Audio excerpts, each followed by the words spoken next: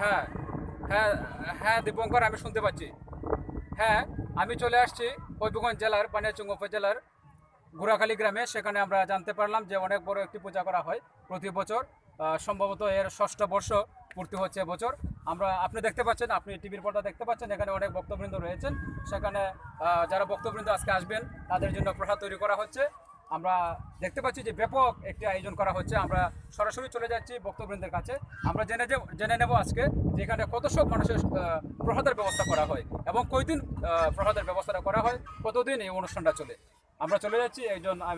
আমি দেখতে পাচ্ছি যে এলাকার গণ্যমান্য একজন ব্যক্তি, সাবেক ইউপি সদস্য। আমরা চলে যাচ্ছি ওনার কাছে।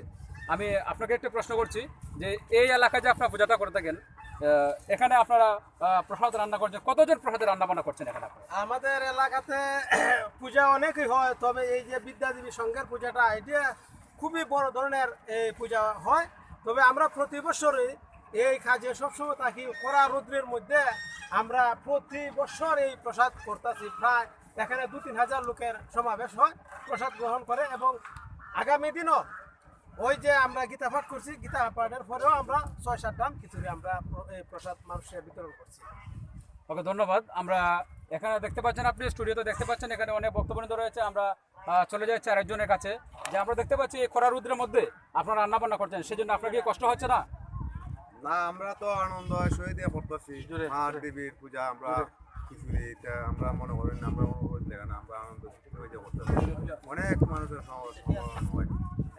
ধন্যবাদ। আমরা এখানে দেখতে পাচ্ছি একজন মুরব্বী আছেন। আমরা সরাসরি চলে যাচ্ছি আমরা মুরব্বীর কাছে। আমরা একটু জানতে চাই যে আপনাদের এই এলাকায় এত বড় একটি পূজা, এখানে কতদিন যাবত এই পূজাটা করা হয়? 6 বছর। 7 বছর ধরে এই পূজাটা করা হয়। এই উৎসবে বড় হয়।